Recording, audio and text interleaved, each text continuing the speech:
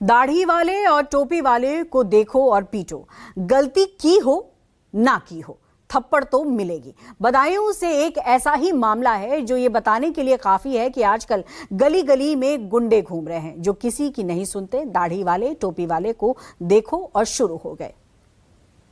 बड़े भाई ओ छोड़ो बेटा, क्या नहीं आई, छोड़ो छोड़ो छोड़ो छोड़ो टोपी है ये नहीं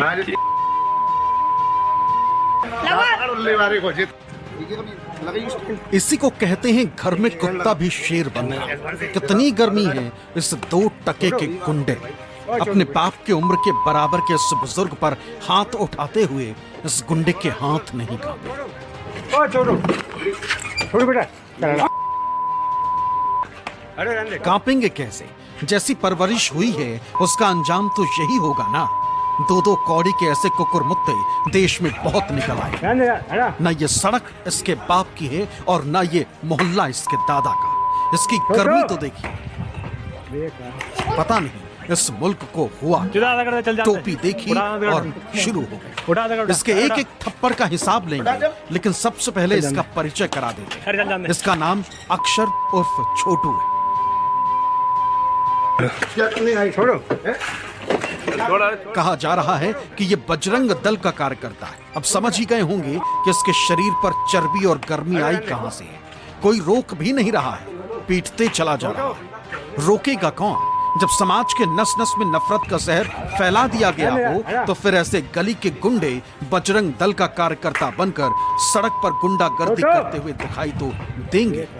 इसका एक एक थप्पड़ इस बुजुर्ग की गाल पर नहीं पड़ रहा, इसका थप्पड़ हमारी तहजीब पर पड़ रहा है।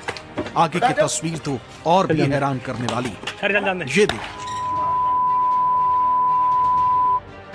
थोड़ी दूर ये बुजुर्ग आगे बढ़ता और फिर थप्पड़। टोपी उतरवाने का मतलब क्या? कितनी नफरत करते हैं ऐसे गुंडे दाढ़ी वाले और टोपी वाले से।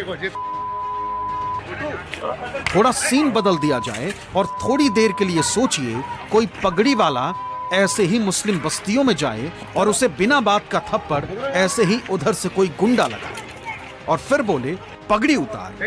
तब क्या?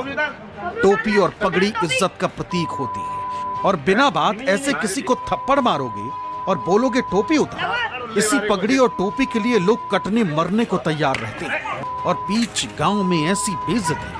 अब ये भी जान लीजिए आखिर हुआ क्या। फ्लैशबैक में आपको लेकर चलते हैं।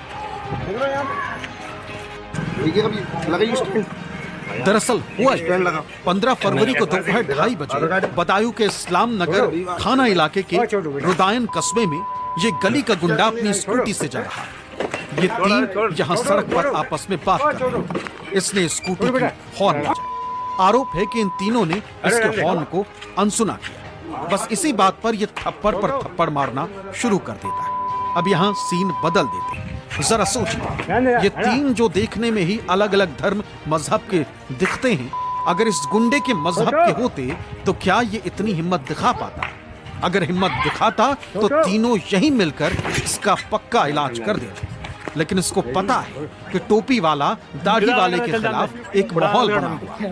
इसे मारेंगे और पीटेंगे तो कोई क्या कर लेगा। लेकिन ऐसे गुंडे आखिर भूल कैसे जाते हैं कि सूबे के मुखिया योगी हैं। अब्दुल सलाम नाम के पीड़ित शख्स ने FIR दर्ज कराई। हम किसी मदरसे के काम पे गए हुए थे रुदान। जैसे हम रुदान में घुसे तो हमें एक लड़के ने देखा, वो किस काम का है। हमने कहा सर मदरसे के काम पे आए।